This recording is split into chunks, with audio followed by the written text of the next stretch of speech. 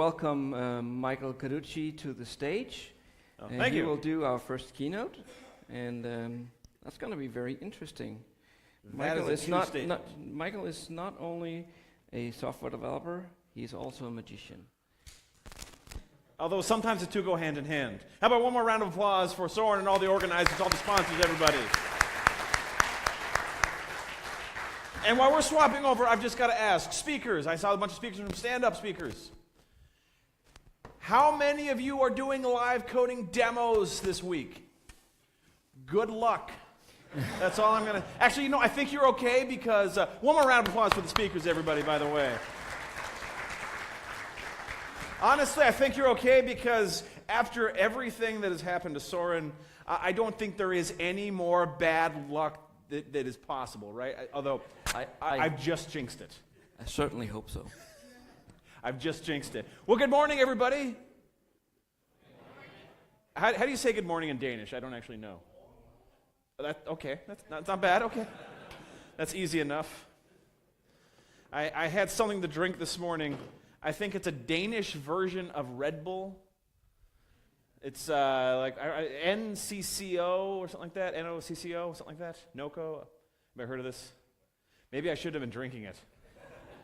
That's the last time I buy an energy drink from somebody on the street. That's all I'm going to say.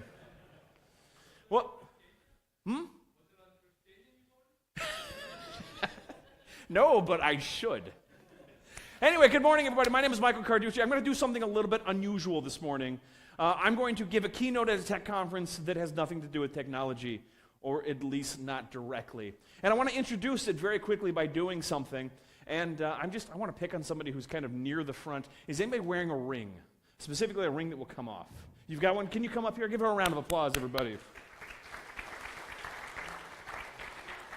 Let me borrow that ring. Come right over here. Come right over here. I'll roll my sleeves up because we all know how this is done. Any one, it doesn't matter. Whichever one is your favorite. Whichever one is I'll get the most money for at the pawn shop. So all I'm going to do is take your ring. I'm going to put it, I don't know if you can see that. Probably not. I'm going to put that in there. Now hold your hand out. Oh, you're closer to me. And you're going to take your other hand and you're just going to kind of go and kind of cover my hand just like that. Just like that. So I want to start by doing something completely impossible. Give her a round of applause. No, it hasn't gone far. It hasn't gone far. In fact, if we did this right, then it should be in my inside. It should be in my inside jacket pocket in my wallet. Now, not just in my wallet, zipped inside. Wow. Now, not just zipped inside, because I want to impress you. Okay. Feel that right there. Does that feel like a ring? Go and take that envelope. Okay. Is that a sealed envelope that has been glued shut? Yes? Yes. You're going to have to tear it open. Okay. Wow.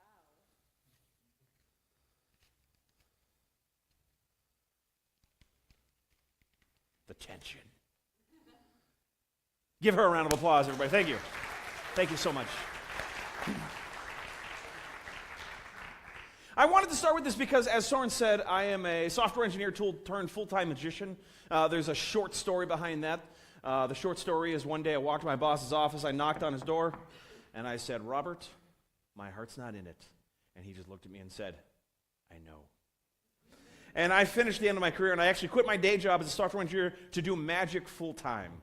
And I'm going to talk a little bit about that. The cruel irony of life, of course, is I actually spend more time writing code than I ever did as a corporate coder, but that's just how things ended up playing out. But I wanted to start with a magic trick because I wanted to start with a really simple notion.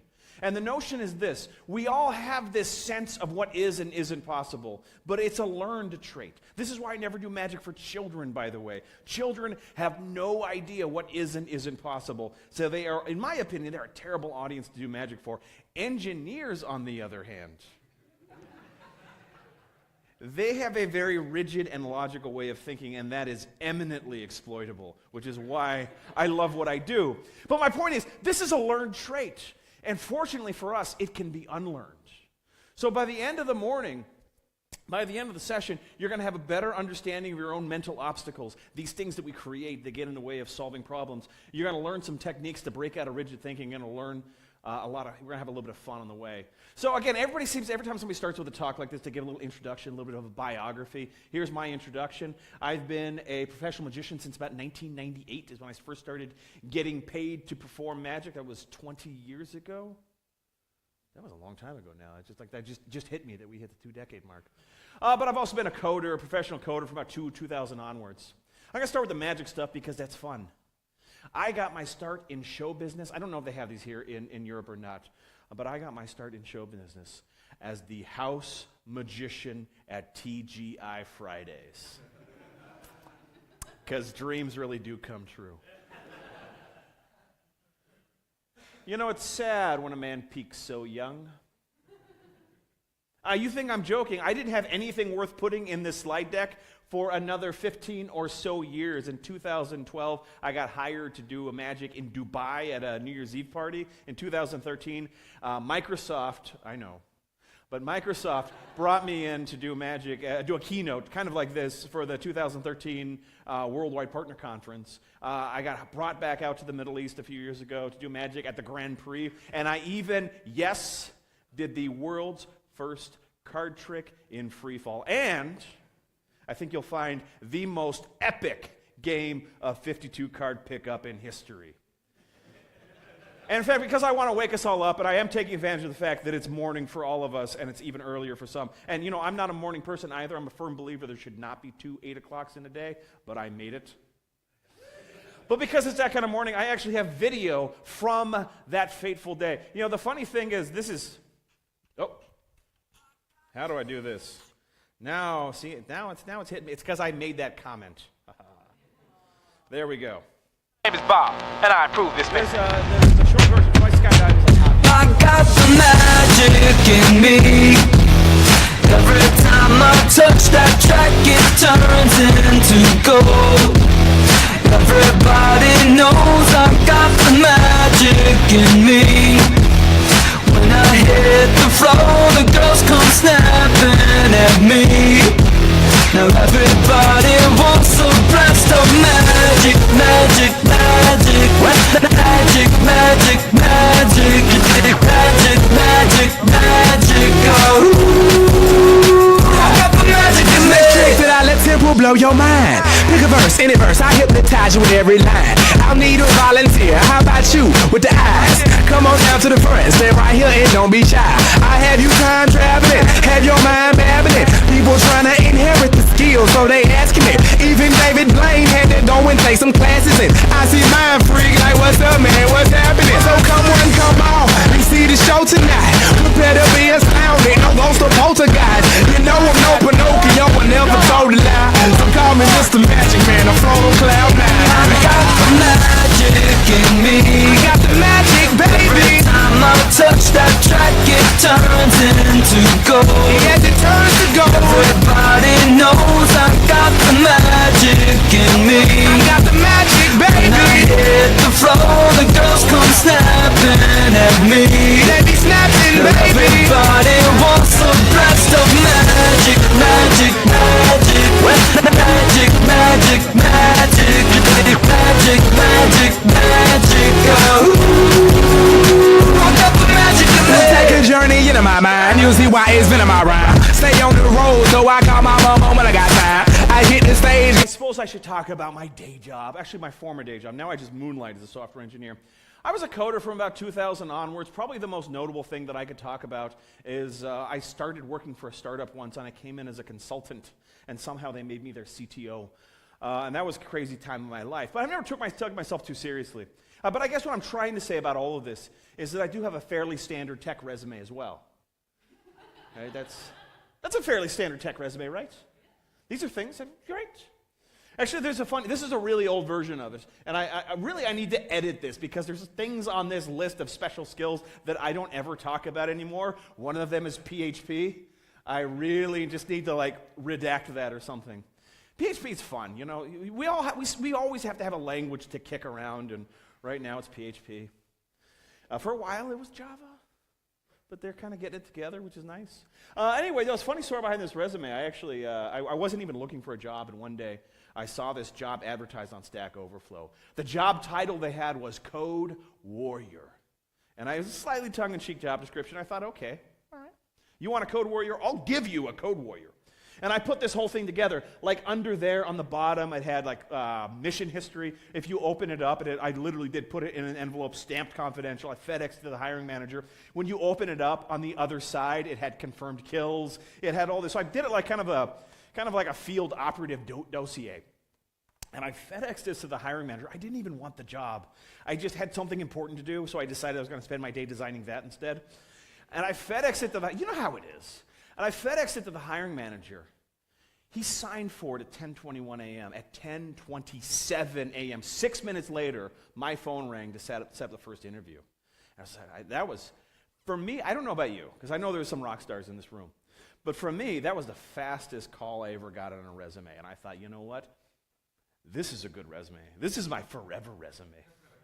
So if I ever ended up joining our friends at OCI, this is the resume that I would send Jeff. And I find it's a useful thing, having that resume, because I've used it ever since. This was back in 2010. I've used it ever since.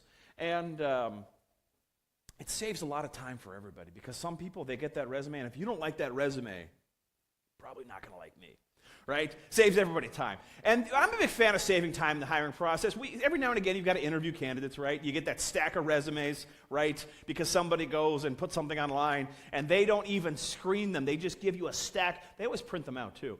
You get a stack of resumes like this on your desk. You walk in. It's always the last day of the sprint. You walk in. There's a stack like this with a little passive-aggressive note on the top that says, "Give me your top 3 by EOD," smiley face. And you're kidding. Here's my trick, and you can use this. Whenever I get a stack of resumes like that, the first thing I do is I pick up half of them and I throw them straight in the trash. And the reason is, I don't want to hire anybody who's unlucky. And it works. So you can use that. That works. But the reason I'm talking about all of this to kick off a technical conference is that this idea, the moonlighting as a magician, having this side gig as a professional magician actually changed my life. I get asked from time to time, think about this. They say, okay, Michael, how do you come up with new magic tricks? And it's actually a really simple process. You start with the most impossible thing you can think of. Then you got to figure out a way to make it possible, and then you go out and perform it. That's the process. You start with the most impossible thing you can think of, figure out how to do it, and perform it. More succinctly, it looks something like this. Now, I bring this up. Does this sound remotely familiar? Every single sprint, we get ridiculously impossible requirements from the product owner that we've got to figure out a way to make it possible and ship it. I got really good at that middle part because it turns out I unconsciously applied what I learned as a magician to my day job. And, I was always that person on the team who was, when everybody else is looking around, they're saying, oh, I don't know, that's going to take a month, that's going to take a couple months. I was always that one lone voice in the room that said, I think we could do that in a week. And I'd say that, and everybody all the team would start kicking me under the desk. What are you doing? No, it's going to take a month. And it actually became a joke. It became a running joke. My old product owner, his joke was he would say, there goes that mouth of yours, writing big checks again. And I remember one day, actually, we had some requirements, and this was a particularly difficult, gnarly problem that nobody wanted to tackle. And it came to me. I said, you know what? I think I could do this in 2 weeks. He just looked at me that day, and he said, 2 weeks. You would sign that check, 2 weeks. And I looked at him with all the bravado I could muster. I said, you know what? I would sign that check. And he reached behind his desk and pulled out a giant check. Made me sign it. You'll notice, by the way, I immediately started backpedaling. Before I signed it, I adjusted his thing there. And I wrote regression testing. In other words, what I was saying was, it would be done, but it just wouldn't, be, right, done, right? It certainly wouldn't be done. That was that company. 5 Dones was production. But, we had a good relationship, actually, for the most part. He and I did argue from time to time, but actually when I left, they dedicated the couch to me, and I was just kind of cool. It's a memorial couch, which is kind of weird, because I'm still alive. I don't think they understand how this works. Because I'm a big fan of HDD, right? Anybody else? Hammock-driven development. I have all my best ideas lying down, so whenever I had to think about something, I just walk in the boss's office and lie down on the couch. But let's get to the meat of this. Let's get to the meat of this. I want to start right now. And I just kind of challenge anybody in this room think they can do this. I'm throwing this a challenge, a thought experiment. Is it possible to turn a standard issue, low quality, this is actually polyester, not silk, standards of slipping. Is it possible? You're right up front. I'm going to pick on you, sir. Is it possible to take this standard issue, magician's pseudo silk handkerchief, and turn that into an egg? Is it possible? I would say no. Good answer. If you said yes and then you did it, I would be angry at you. You would ruin my whole point. Standard issue, magician's handkerchief. Oh. Here we go. Thank you. Is it anybody think it's possible? Because you know you're like, he's got to do, obviously. He's got to do something. One lone hand went up. All right. So I'm going to explain to you how to do this. Because if nothing else, when you get back to work next week, they're going to be like, how was the conference? What did you learn? You could say, give me an egg. Actually, this might not be good. This might be the last. A lot of people are coming back. The company's like, I'm not sending you there again. All right. First thing you've got to do, take the handkerchief. And you want these to be silk. I don't know why. I got a little cheap here, I guess, or my supplier got a little cheap. This is polyester. Actually, it's a poly-rayon blend, so whatever. It's going to work. We'll make it work. You know what? You got your stuff to work. I'll get my stuff to work. You show it both sides. This is kind of a key thing. This is, it seems a little gratuitous when you're like, But it's important because otherwise people will always theorize after the fact. They're like, oh, there was something behind. I like the silk. I don't know if you can see this. Is this translucent from your direction? You can kind of see through. That's the other important thing. You want people to see through, sleeves up, hands empty, just 2 fingers here and here, that you know there's nothing hiding in there. And you can further this by actually throwing it up, and this is where you really want silk, because silk flies a little better. But you can throw it up and catch it, and clearly there's nothing there. Then you take the handkerchief, and you stuff it into your hand, into a vague egg shape. You do a wave and a snap, and it turns into an egg. Oh, you know what? I don't need your pity. It wasn't that good of a trick, I know. In fact, engineers, right? You solve problems for a living. I can see, this is the fun thing about performing for engineers, you can see the wheels turning. I can see at least a third of the room by now have figured this out. Yeah. It's a hollow egg, it's a fake egg. Right? So no, I can't, to answer your question. It's hollow, it's plastic. Well, it's a polymer resin. Plastic. So, it's all about distracting the eye, it's about distracting attention, misdirection, magicians call this. And so, while you're shaking the handkerchief, now this is key, your attention goes to the handkerchief, I'm looking at the handkerchief. You're looking at the handkerchief, because a lot of times, an audience's attention will follow yours. So if I'm like, look at the handkerchief, you're going to see me go into my pocket. So I'm looking at the handkerchief, you're looking at the handkerchief, and while everybody's looking here, nobody sees me reach in my pocket. Almost, no, I know you saw. I can see you're like, That's universal. I've performed all over the world, universal. You can just see someone in the audience, like, And usually I do one of these too. And then the person next to him goes, So you're doing this, you reach to your pocket, you take it out, and you want to palm the egg, right? So basically you're concealing the palm of your hand. You don't want to spend too much time like this because people will start to wonder what's wrong with you. But you've got the hole facing you, so you can see this, right? This is the exposed view. You don't want them to see it. This is what you see, except not when I'm doing it, because that's what I see, right? So that's you, except when you're me. Then this is clear. All right, so you have the egg, hole facing you, and you take the handkerchief and you start stuffing it into the hole of the egg. Get it all the way in there. You want to get as much of this taken care of as possible. You're going to have like all these like little loose ends. You don't want a little loose end sticking like that because you just don't want that to happen. So you want to make sure you got as much kind of taken care of as possible. Then you take your thumb, you cover it up a little more, and then you kind of go into one of these. You get this nice clean display, and you do this, and people kind of naturally, usually, thank you.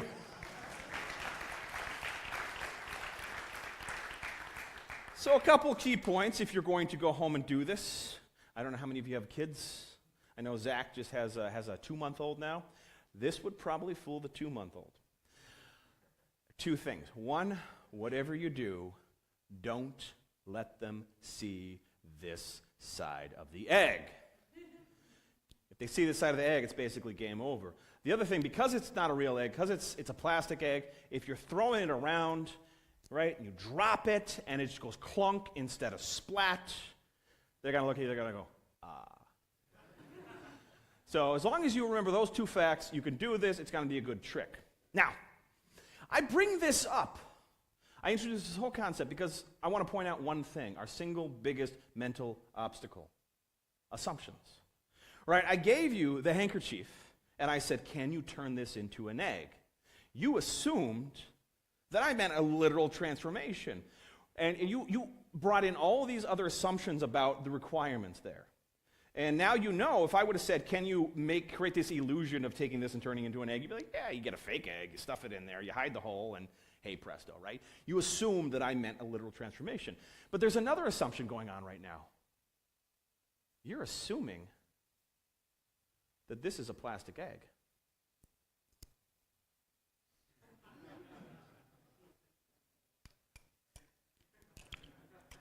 Thank you. Thank you.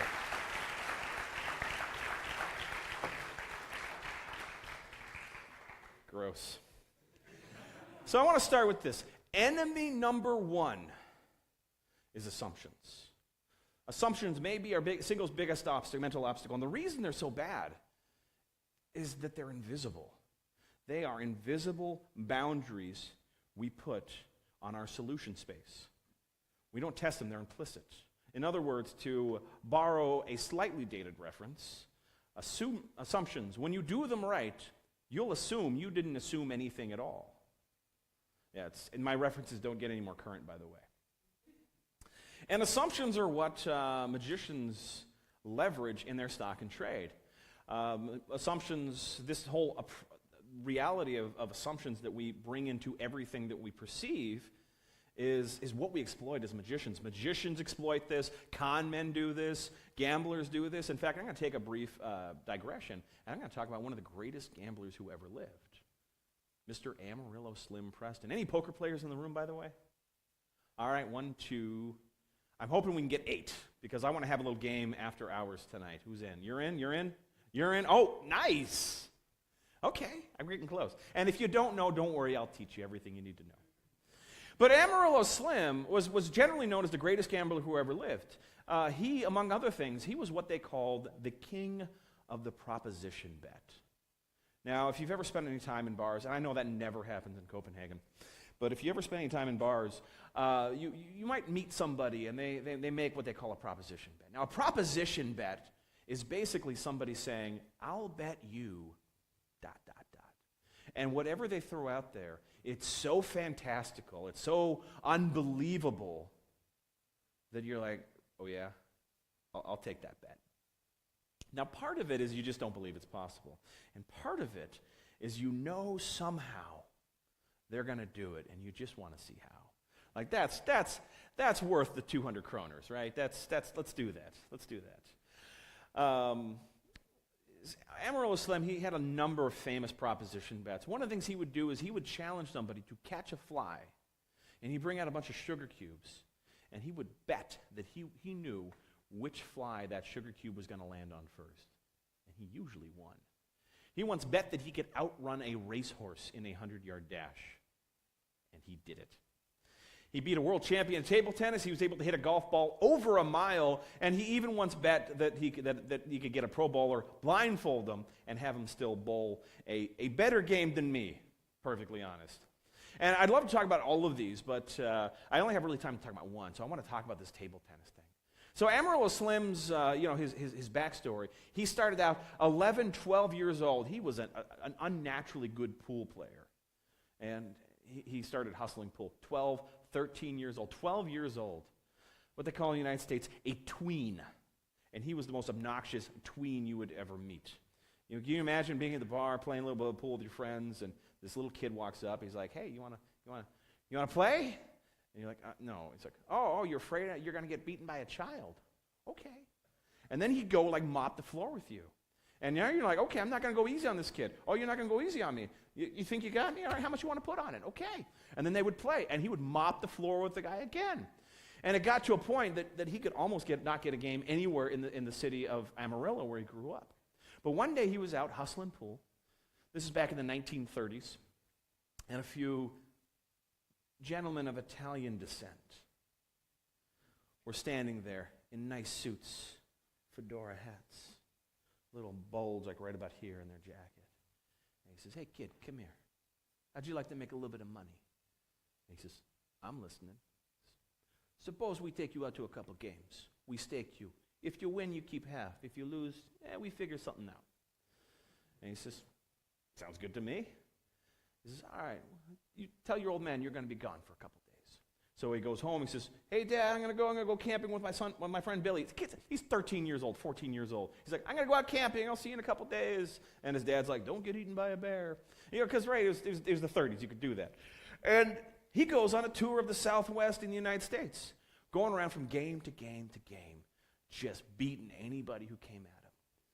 And there was a point, they got all the way out to Arizona. This was back in those days, this is a good 2-day drive. And he's all the way out in Arizona, and he's playing this guy. He's one of the best pool players in the U.S. Southwest. And they're like 50 games into this. This is a whole thing. You don't just play like one game for fun. Let's make the next one interesting. When it's hustler v. hustler, they go 50, 100, 200 games. It's a dance. It's a whole ritual. And they're 50 games into it, and he realizes it's Sunday night. He's not getting home tonight. He's got to face up, tell his dad he lied to him. His dad's not very big. He's not very fond of the pool hustling thing that his son's doing. But he goes out. He's like, time. I got to call my dad. And he goes over to a payphone, drops in a nickel, 5 cents. Calls his dad up. It's one of these, And he says, hey, Dad. His dad says, you all right? He says, oh, yeah, I'm fine. I got to level with you, though. Remember when I told you I was going camping? He says, yeah. I ain't. I'm in Arizona, hustling pool. He says his dad got quiet for a really, really long time. And after a while, he said asked the only question a man can ask of a son in that situation. He said, well, how you doing? Slim pulled some money out of his pocket about this thick. He says, I'm up about $3,000, $3,500. His dad says, how much of that's yours? He's like, oh, no, that's my cut. I already figured the vig. And I want to put this in perspective. In the 1930s, that $3,000 was more than his dad made in a year. And he did that in just a weekend. He says his dad got quiet for another really, really long time. And then finally broke the silence and said, I'll be sure to tell the school you're not feeling well tomorrow. You get home safe. Now, obviously, word traveled. Slim became a legendary pool player to the point that he could never get a game of pool anywhere in the country. Nobody would play him. They knew who he was. They didn't even want the story. They're just like, it's not even worth it. Not going to play pool with this kid. By the time he was about 17 or 18, he realized he was going to have to come up with a new hustle. Found himself in Hawaii in the United States, out in the South Pacific. And Bobby Riggs was there. And for those who don't follow tennis in like the 1940s, 1950s, Bobby Riggs was a famous tennis player for a while. He was a world champion. And Bobby Riggs fancied himself as an amateur hustler. And he would play people at tennis. And he would always try to hustle people. He's like, let's make this interesting. And he'd always try to handicap himself. He's like, well, what if I tie one leg back and I just do it hopping? And he'd still beat you. What if I had one hand behind my back? At one point, I think he tied dogs to his ankles, which sounds awful, by the way. But he did this. And he kept trying to get Amarillo Slim to take the bait. And he says, you know what? You could be blindfolded and have both arms and both legs tied behind your back. You'd still beat me. And then Slim had an idea. He says, but I bet I could take you to school playing table tennis. Now, Bobby Riggs thought about this. He's like, it's not that different. I think I would take that bet. And Bobby asked Amarillo Slim, he says, what are your conditions? Right, because there's always rules. There's always conditions. And Slim said, I only have one. I get to choose the paddles. Because these new ping pong paddles, these new table tennis paddles, they got that rubber coating. Anybody know what I mean? They got that rubber coating. With that rubber coating, you put so much spin on a ball, there's no way somebody can return it. He says, no, I don't like these new paddles. I choose the paddles. Now, Bobby Riggs wasn't born yesterday. This was not his first rodeo. And so he asked, he said, wait a minute. Are they both going to be the same? Because he was thinking maybe one of them would be broken somehow, one of them would be like messed up somehow. He says, no, I can't believe you would even think that of me. No, they'll be the same. In fact, when I bring them in, I will set them both down on the table. You can examine them, make sure that they are, by all accounts, identical, and then you can pick first. Does that sound fair? He says, that sounds fair. And the money exchanged hands. Now let's stop for a moment, because Bobby Riggs took that bet, and there were a lot of assumptions going into that wager. One of the first ones is that raw skill was going to be the most important factor. He said, well, I'm good enough, I'm going to take this bet. Now there was another assumption, that the paddles would be identical. This, incidentally, was the only one that Bobby Riggs tested by actually asking the question, by identifying that assumption and testing that assumption. But there was another one, that the paddles would be normal. He assumed they would be normal. That day, Amaryllis Lim walks in with a big shoulder bag. He says, you got the paddles there? He says, indeed I do. And he walks up, takes the shoulder bag off, and pulls out two 30-inch cast iron skillets. These things are almost 40 pounds each, 20 kilos. These things are almost 20 kilos each. And he says, there's your paddles. Take your pick. He'd been practicing for 9 months, waiting for this opportunity to play table tennis with heavy 20-kilo iron skillets. So there were two assumptions that were flawed, and unfortunately for Bobby Riggs, they were the only assumptions that he didn't test. So I'm going to say it again. Enemy number one is assumptions. Assumptions are usually, in terms of problem solving, in terms of creating any solution, any complex problem, the assumptions can be our biggest mental obstacle. Assumptions seem to begin immediately. In every single project, we have a meeting that goes something like this, where we get the entire team together, and we're like, yeah, sounds like we're on the same page. I assume we're on the same page. So it's important to always assume your assumptions are wrong. And there's a couple different exercises I've learned over the course of my career that are pretty useful. Because there are all these assumptions going in. Some of them are systemic, like, well, the requirements aren't going to change between now and delivery.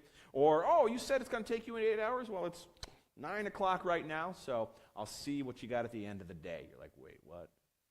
8 ideal hours. I didn't say clock hours. I think it's funny that we're the only people in the world that have this concept. So how do you overcome assumptions? There's a lot of different things. I read a book called The Agile Samurai by John Rasmussen. It's actually worth reading, even if you're like most of people and you've decided that Agile's not cool. And I understand why, by the way, because I've worked in those places too, where everything they call Agile isn't. And in fact, the way that our whole Agile transformation started is some CIO somewhere saw on the cover of a magazine, "Are you Agile?" And they looked at it and said, no. Next thing you know, you're all going on the 2-day training, and the only thing that changed is you take your order standing up now instead of sitting down. In fact, most agile projects I've ever been on started something like this. Well, we need to have a sprint 0 to build our backlog and estimate everything. All right. Then we have a sprint 1, but we don't have any testable artifacts until the end of the sprint. Now, how do we do that? Because now we're testing stuff in sprint 2. So if we get a defect in sprint 2 from sprint 1, that's changing the goalpost. That's changing, the contents of that sprint. So we can't really do that. So why don't we just do all the testing kind of at the end, right? So we'll do a sprint, and then we have something called like a stabilization sprint. And the next thing you know, that CIO is putting everything in MS Project in a Gantt chart. You've got your sprint 0 requirements and analysis, then a couple development sprints or milestones, if you were, and then there's kind of a QA, and then you release it, and you're just like, oh, wow, nothing's changed. So I understand why nobody likes Agile, but I highly recommend reading this book. It's called The Agile Samurai. And one of the things he does is it's a really simple exercise. He gets everybody together, and it means everybody, even that product owner that never shows up to any of the meetings, because you're the devs, you just do it, right?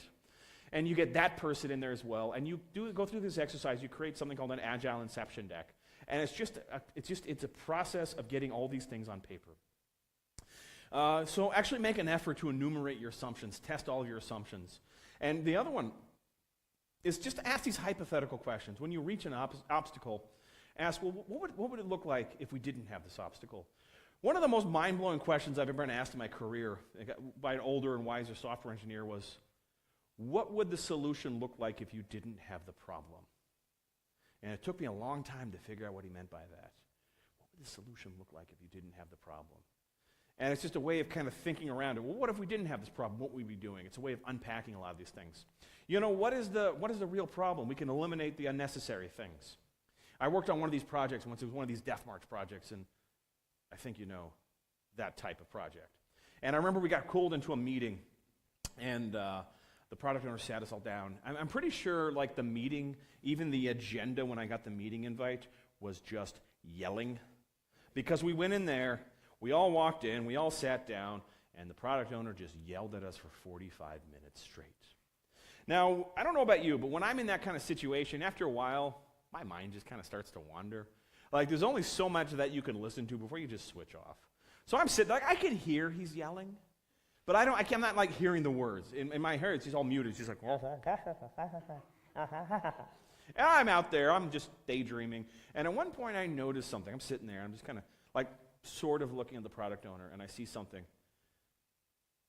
He's literally foaming at the mouth. Like, something about the yelling and the motion of his mouth that frothed up his saliva almost like a meringue, and it's spraying out. And I'm just sitting there like, and I'm just like, wow, that's amazing. And then, before I know what I hear, and there's like a little up intonation. I'm like, oh, shoot, I don't know the answer to that question.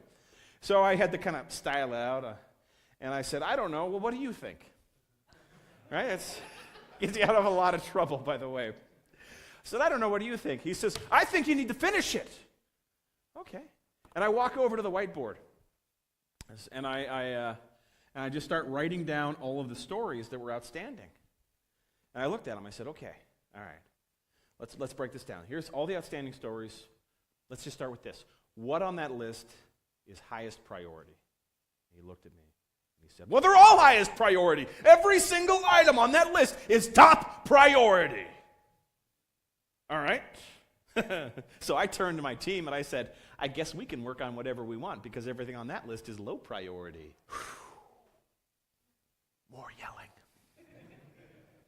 And then I had to explain that priority is a relative ranking of importance relative to other items on the list. If they're all high priority, then logic dictates that they're also simultaneously all low priority.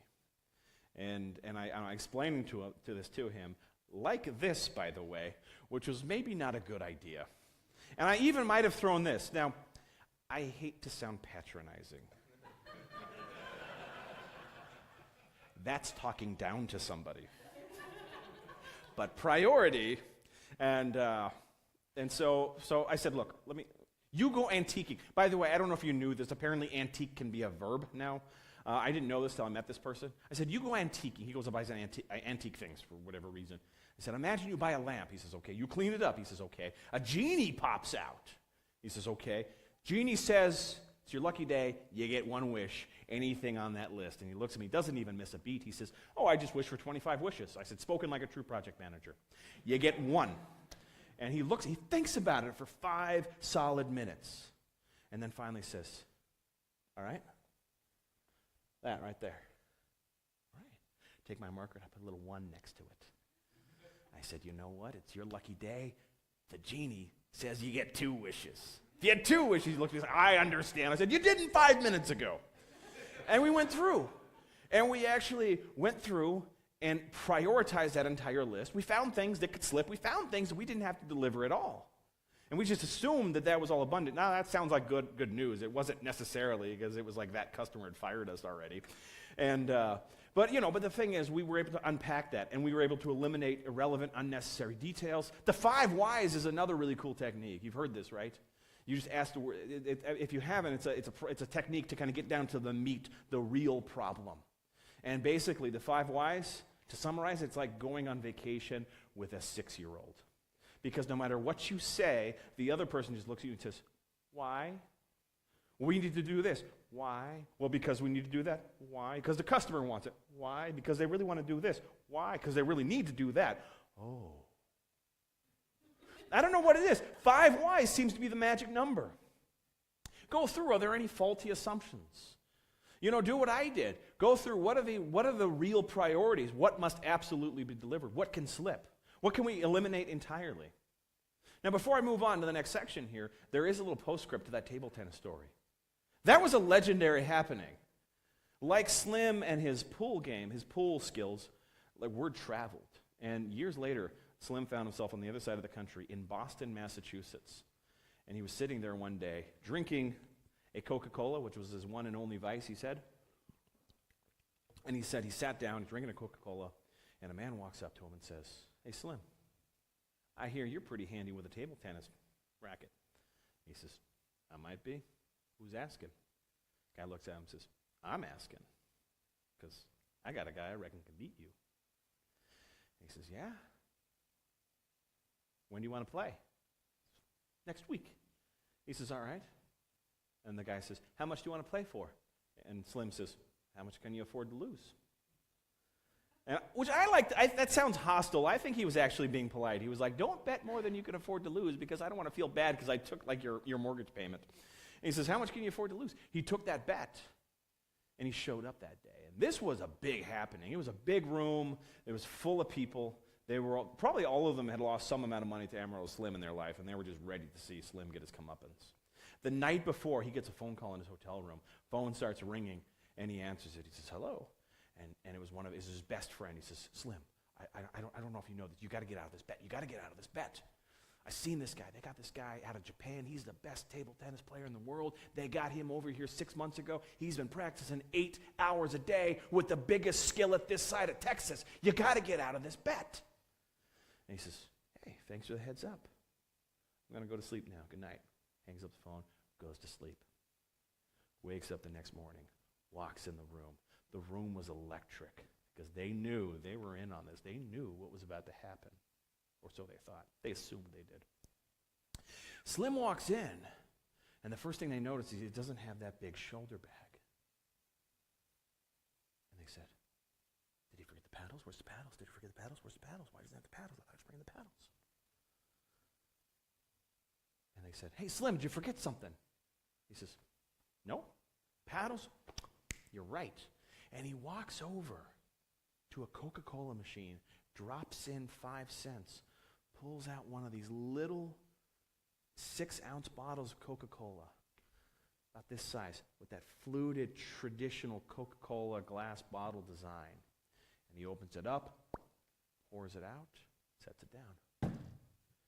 Takes another one, another nickel, another bottle of Coke, opens it up, pours it out, sets it down. There's the paddles. You can pick first. He said that he realized right after the skillet thing that there was no way he'd ever be able to do that again. But he spent so much time playing table tennis, he kind of enjoyed it. And he was just sitting there playing for fun with a friend of his one day, drinking a bottle of Coca-Cola, as was his one and only vice. And he finished it. He said, "I wonder." And he went to hit the ball and just completely missed. And he went to hit again, he completely missed. He went to hit a third time, and it hit one of those little pieces of the bottle, and it went straight up. And he hit it again, went straight down. He hit it again, and went that way. He practiced for 3 days before he found the half-centimeter spot on a Coca-Cola bottle where if you hit it exactly there, the ball will go straight. And then he practiced every day for another year, waiting. That brings us to enemy number 2, mental set. This is how, on the East Coast, those people lost the bet again. So mental set is another common problem-solving obstacle where we try to use solutions that have worked in the past instead of taking a break, stepping back, and looking at it with a fresh set of eyes. So mental set, this one kind of cuts both ways. Because sometimes this can be work as a heuristic, right? You don't need to start from zero every single time. You're like, you know what? This is a good solution. I'm going to use this solution to solve the problem. But sometimes that can work against us. And we do see this in software development all the time. Cargo cult programming, mom's meatloaf pan, rules of thumb. Rules of thumb, by the way, are particularly dangerous because they're so pithy, they're so memorable, they're so repeatable. that rules of thumb get repeated long after they have any bearing in what we do. I remember I was a DBA for a long time, and don't hold that against me. By the way, you know what DBA stands for, right? Don't bother asking. But I was a DBA, and I remember one of the senior DBAs would always criticize my table design. He says, don't use a monotonically increasing key on your database. What? He says, creates I/O hotspots on a disk. That hasn't been a thing since the early 90s, by the way. And actually, at the time, a much bigger problem was page fragmentation and random I/O. That was a problem. But it was one of those things that just kept getting repeated and repeated and repeated. Or don't ever make nullable columns. You don't ever want to do that. It's not really a big deal either. But you get that. Or the cargo cult programming. We do this because everybody's always done that. Or the mom's meatloaf pan. I've heard so many different versions of this story, where there's a man gets married and he wants to impress his bride. He's going to cook his family traditional roast beef recipe. And everything's looking beautiful. And he rubs it with herbs and spices and seasons it and marinates it and everything. And right before this beautiful piece of roast beef with all the roast potatoes and the parsnips and all the beautiful things go in there, he takes a knife and just cuts the top 4 centimeters off of the roast, and then he puts it in the oven. And at that point, that was just such a surprise. And his bride just said,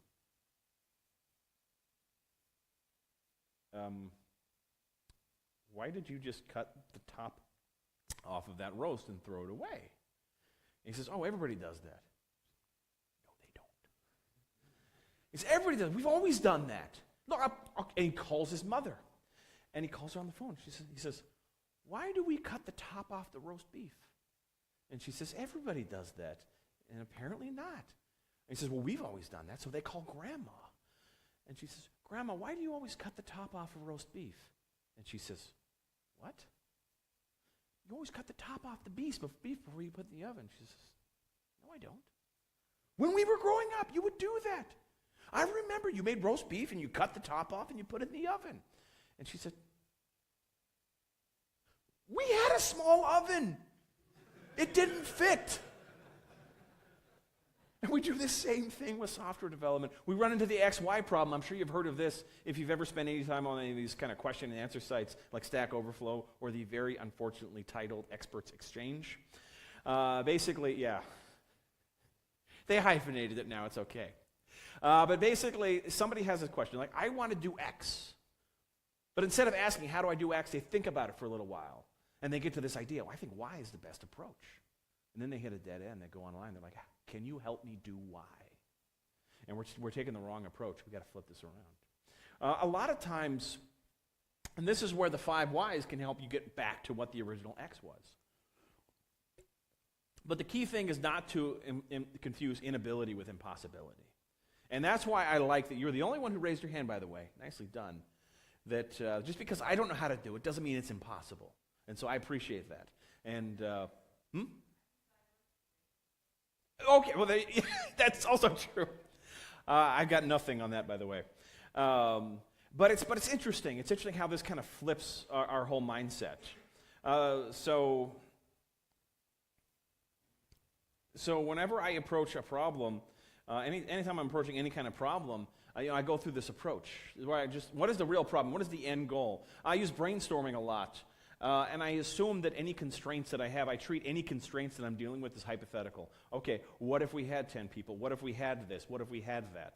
What would this look like? And so there's a couple different things. If you want to overcome mental set, identify the problem first. Actually spend some time thinking about the problem before you think about the solution. And this is not what we typically do. Because think about it, how do we learn software engineering? We're taught patterns. We're taught solutions. Then we go out in the real world. And we don't deal with solutions. We deal with problems. But instead of spending a lot of time learning how to identify problems and think about problems, we're taught how to apply solutions. And as a result, a lot of us, we end up with a bunch of solutions in search of a problem instead of the other way around. Another one is working it backwards. When you work something backwards, you start with the end goal in mind, and you just say, okay, if I want to be here, how do I get there? When I was a kid, I used to do mazes. And I always did them backwards. Now, my sister, she criticized me for this. She said it wasn't sporting, is what she said. But I didn't understand why anybody would do them the right way. Because if you're doing it this way, basically, from the get-go, you've got a decision point, and then you've got a decision point, and then you've got a decision point. And you might follow several decision points before you realize you've gotten to a dead end, and that your very first decision was flawed. Now, when you're going backwards, there are a lot fewer decision points, and the question you're really asking is, instead of where do I go next, you say, how do I get to the current step? How do I get to here? Where do I need to be to get to here? And then it also requires that you empathize with the stakeholders and actually understand the real requirements. Brainstorming is another really valuable technique. Like I meet people and they say they've never gone through a brainstorming exercise since school. And that's a shame because I think brainstorming is really powerful. With brainstorming, the whole idea is it's not about just throwing out a bunch of really good ideas. It's about throwing everything out. Quantity, not quality. Start with the dumbest idea first. This is how I do this, because the reason a lot of us are bad at brainstorming is we're afraid of sounding dumb. So any of my teams that I've ever been on, I always throw the dumbest idea out first, just so I want to make sure nobody can come up with anything dumber than my idea. And then everybody feels a little better, they relax. So we're sitting there like, how should we approach this problem? I say, you know what? We should build it in Flash. All is forgiven. Let's go back. And they look at me and they're like, no. Or J2EE, let's do that. And they're like, So nothing can be dumber than my ideas. And then after that, people just, I've had that happen. He's slapping. Which is the correct response when somebody suggests you build anything in Flash. So you start with the dumbest ideas first. And you want a consistent flow of ideas, that there are no bad ideas. You just want them to come out fluid. So you're not even thinking. You're just speaking without thinking. And I know we all have at least a couple people on our team who are really good at that. In fact, there's a great case study in the United States in Chicago. During the boom in the city of Chicago, the city was growing, and there was a problem. The city was literally a giant cesspool. Think about this. We had no vehicles. This is the 1800s, mid-1800s. The city was a giant cesspool. We didn't have cars. We didn't have bicycles. We had horses. Horses, by the way, poop a lot. Now, the problem was the city had no natural draining. By the way, there are also a lot of people in Chicago, and people, it turns out, also poop a lot. And the thing is, we didn't have sewage. We didn't have, we had outhouses sometimes. You'd go out there, but you didn't want to go out there in the middle of the night, especially not in the winter in Chicago, or the winter actually in Denmark either. So what people would do is they had a little bowl in their bedroom, and they would just do whatever they needed to do in the bowl in the bedroom, slide it under the bed. I'll take care of that in the morning. And when you wake up the next morning, I guarantee you are not going to forget about what you slid under your bed. You're like, oh yeah, that happened. And this has to go somewhere. Out the window.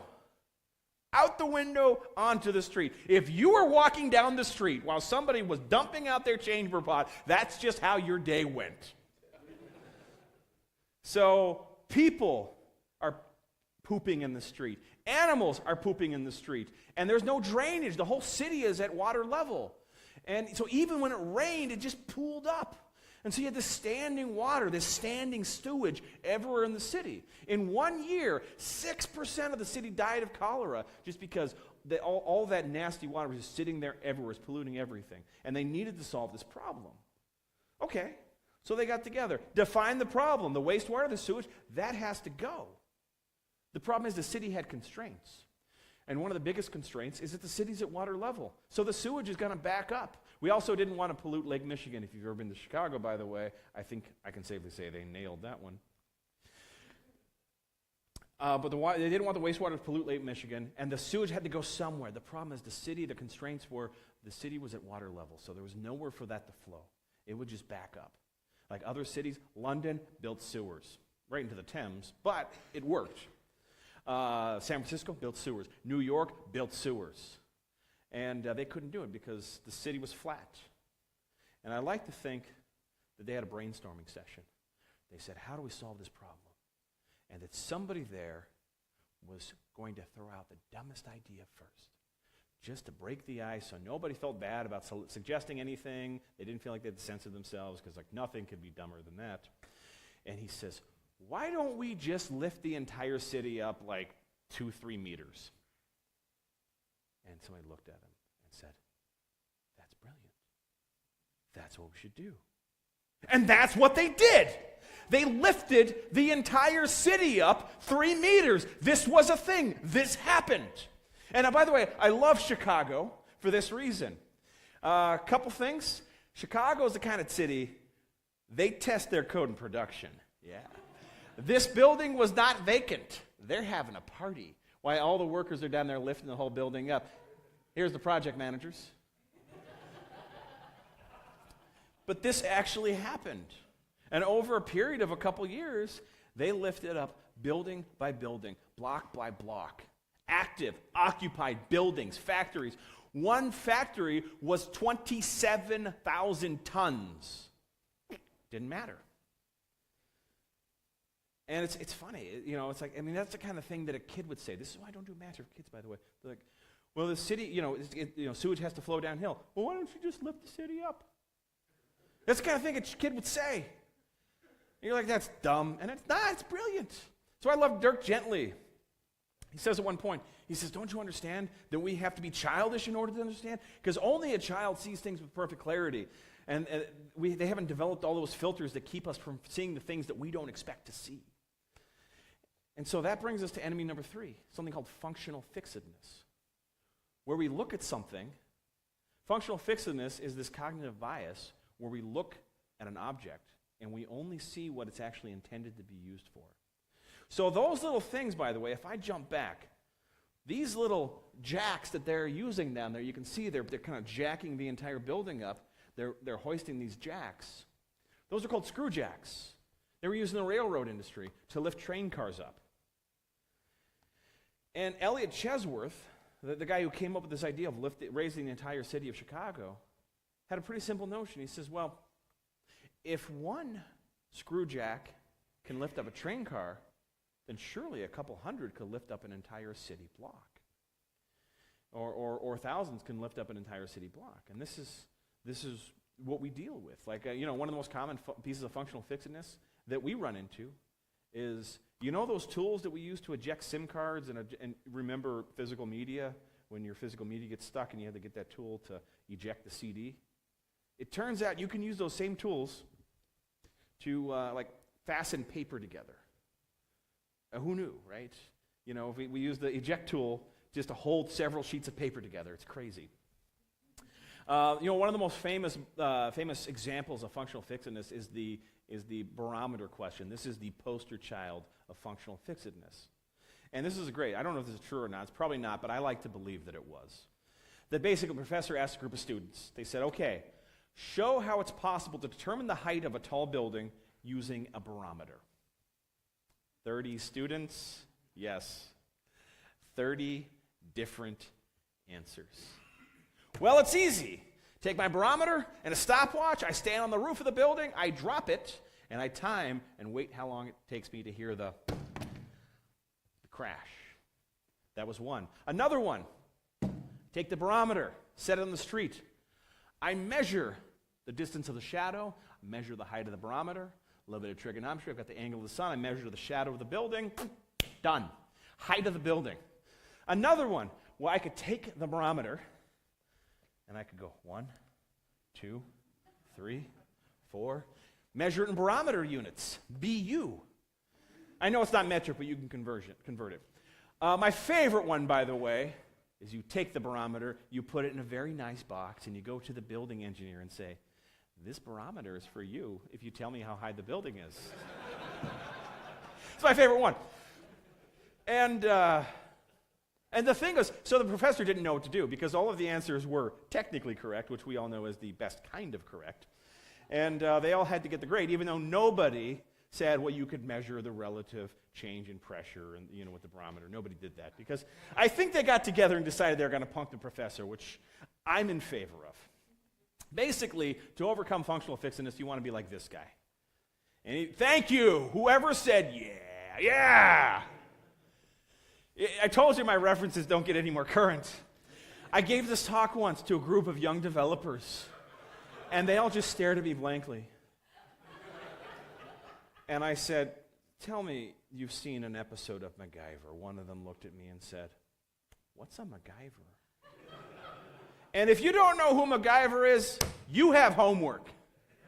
Okay? It's a multi-day conference. Take the rest of the day. Watch a couple seasons. Okay? This is. Otherwise, you're going to take your geek card away from you. One more. There's a really interesting character in kind of creative problem solving. It's a guy named Harry Eng. And one of Harry Eng's hobbies was creating these little bottles, these Eng bottles they were called. And he said, basically an Eng bottle, he would put random things inside of a bottle. You've heard of the ship in a bottle? He would put literally anything into a bottle. This piece of wood that is the actual width of that jug, one solid, uncut, unglued together piece of wood. Through that opening there at the top, that padlock that is wider than the opening of that bottle, through the opening of that top. The padlock works. That's one single piece of wood. It was not cut and glued back together. It's one solid piece of wood. And he loved doing this. He loved putting all these different things into bottles. And it was a cool thing in the 90s. Like, not a lot of people knew about this. The internet hadn't kind of gotten everybody together. We didn't have the e-how. Here's how you put a deck of cards into a bottle. We had to figure this out. There was about a dozen or so people in the world who liked making these bottles. Basically, Harry Eng pioneered this. We saw this, and we're like, that's really cool. I want to try this. And if you ask, you're like, how do you do it, Harry? He says, well, the whole point of this, it's a journey. It's figuring this out. You've got to figure it out. And so people would do this. They put all these beautiful things in the bottles. And the only rules are, one, you can't do anything to the bottle at all. You can't stretch it. You can't cut it. You can't melt it. Nothing. Untreated bottle. And the second rule is whatever you put through the opening in the bottle has to still be functional. So if I put a Rubik's Cube in a bottle, I need to be able to break the bottle, take the Rubik's Cube out, and still solve it. By the way, if you get a chance, ask Jeff Brown about Rubik's Cubes. He's 30 seconds, 45 seconds. What's Jeff's record? Does anybody know? He can do it very quickly, much faster than me. And you'd think I had magic on my side, so that should help me. But you'd have to break it out and still be able to solve. It'd have to be a working Rubik's Cube. And so I got into this. I used to put decks of cards in a bottle, and that was fun. And then I started putting other things in the bottle. Basically, it's a whole laborious process. But like with a deck of cards, you literally unseal carefully the plastic, and then you pull the sticker back, and you pull the cards out, and you roll the box up, you put it in the bottle, unroll it. By the way, I found that it got easier if you drink the contents of the bottle before you start. I used to do that, actually, and then I found that one of the best bottles to put a deck of cards into was a bottle of salad dressing. So if you're doing that, I would hire somebody else to drink the contents before you, and that's just my advice. But then you put it in there, and then one card at a time, you roll the card up, you put it in the bottle, you unroll it, you stick it in the box. And in the end, you have 56 cards, 52 cards, plus 2 jokers, plus 2 advertising cards, in new deck order, sealed, in the plastic, and you close it all up. And it was a fun thing that I would do. And then I got more creative. For my poker players, I created a bottle once called Poker Night. And I got this bottle of Jack Daniels. It was a 1-liter bottle. It was a special edition. So it didn't have a label. It was molded like the original bottles. And it was molded, and it was really, and I had the deck of cards in there. I put a roll of $100 bills in there. That was kind of fun. They weren't real $100 bills. They were photocopies. By the way, it's really hard to photocopy money if you've ever tried this. I didn't know this. The photocopiers will detect that it's currency. By the way, how many people have cash on them right now, by the way? Kroners, euros, dollars? Okay, cool. What's the largest euro note, by the way?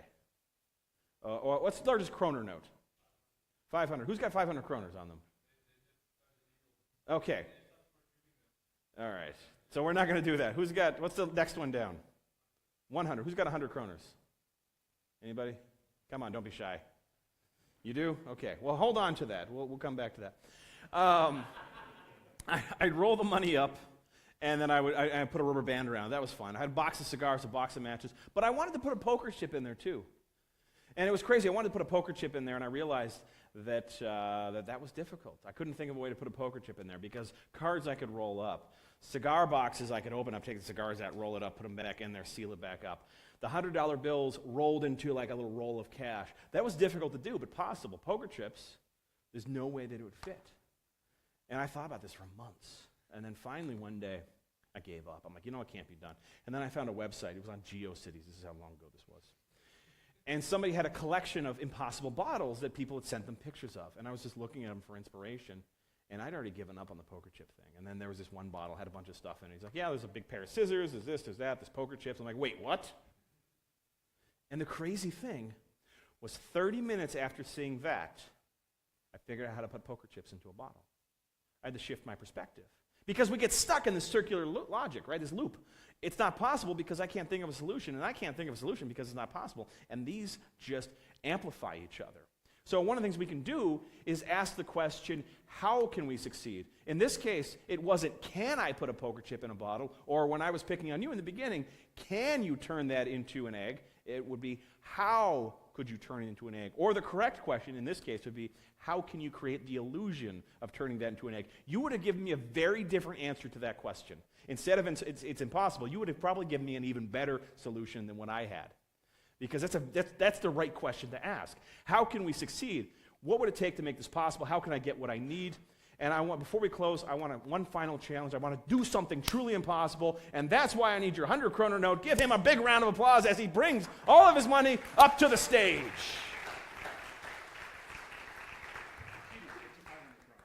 Ooh, nice. This will be fun. All right, I know they don't make these anymore, but I don't want you to think that I cheated. Would you sign it or put your initials or something so if you ever see that again, you know it's definitely yours? It's illegal in most countries, so I assume, which is why I want your name on there, not mine. Well, there's actually a lot of things that are illegal in Europe, so whatever. All right. By the way, here, I want you to see this too. 1663 are the first 4 digits of the serial number, in case people are wondering. Yeah? Oh, you got me over here too? Okay, great. Now, we're going to play a little game. There's a signature. I'm going to roll this up. I'm going to put it inside of an envelope. And we'll see if we can test your assumptions. There's your signature right there. No funny business. I'm going to put it inside of one of 3 envelopes. Still see the signature? All right. And actually, before I do this, would you stick out your tongue? A little more. Thank you. And so one of these, before I number these, one of these contains 500 kroners. The other 2 contain blank paper. I'll mix them up a little bit. I hope you're paying attention. And now, just going to number these. 1, oh, my pen's running out. 2, 3.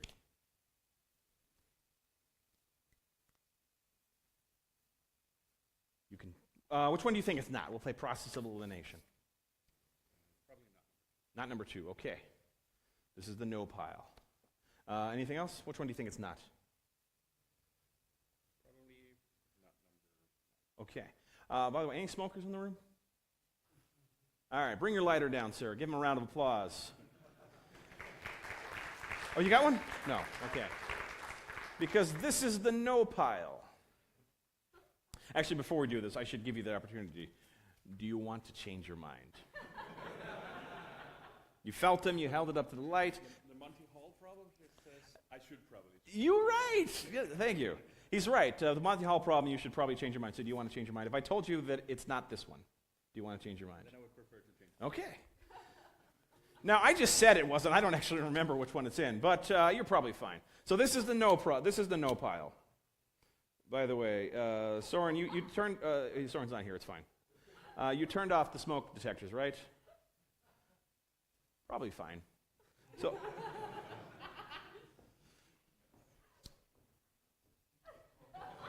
now, I don't know if I'm burning the paper, I don't know if I'm burning the money, I am burning my fingers. I think that's burned enough.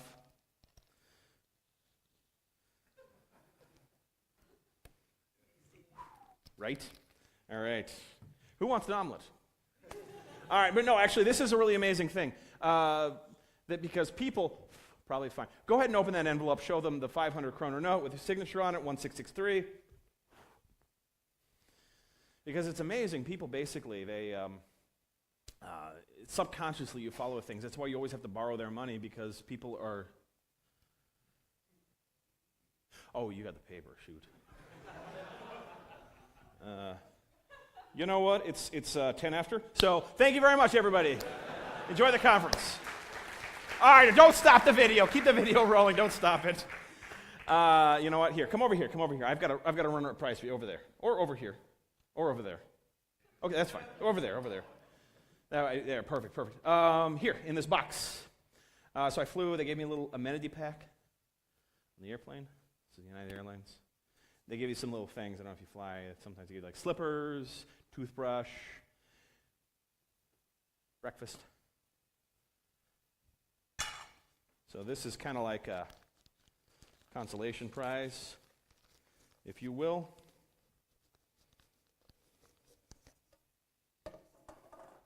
Paper bag, rubber banded shut. Now we're going to play a little game. To make this easier, I have one bag. I also have a knife here. I'll give you the knife.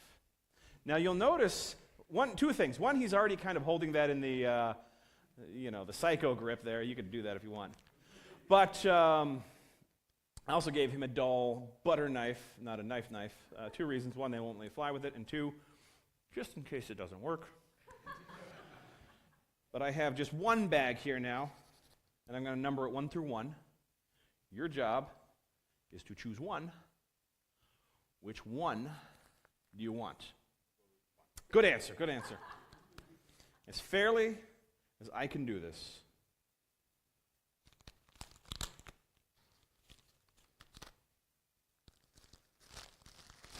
Inside the paper bag. Have you had breakfast? Do you like grapefruit? Not really. This is just not your day, is it? I have a grapefruit sealed in a zipper bag here. You take that, unseal the bag. Are you right-handed or left-handed? Right. Okay, your right hand has got to be your cutting hand. So I got nothing here. Take this out, hold that there, just like that. Just start cutting down the middle. Watch your eyes, grapefruit can be dangerous. Stop! Give it a little quarter turn. Keep going around the outside. Keep going around. And when you get back to where you started, just stop right there. Don't move. Ladies and gentlemen, sealed inside the tin box that was on the wherever the entire day, untouched. Sealed inside the paper bag that was rubber banded shut. Sealed inside the Ziploc bag. Sealed inside the grapefruit that was sealed by God. Is what appears to be a soaking wet, go ahead, hold that up, 500 kroner note. Go ahead and take that out. Is that your 500 kroner note? It looks like it. My signature. Give him a round of applause. All right. You can keep that, thank you. And if you want it, because it's already written on, it's already kind of soaked with grapefruit juice, you can always just give that to me. I'll take care of it for you. I'll dispose of it properly. But anyway, we are out of time. I truly hope you enjoy the conference. I truly hope that you enjoy the keynote. You've got some ideas. You enjoyed the magic. And there will be magic at the meet and greet tonight. Thank you so much. Enjoy the conference. Thank you. Thank you.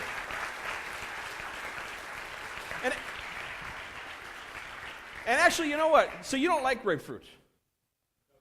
Who likes grapefruit? Anybody? All right, way up there. I'm going to try this. I'm going to try it. I'm going to hit somebody, so watch carefully. That was not bad. All right, thank you.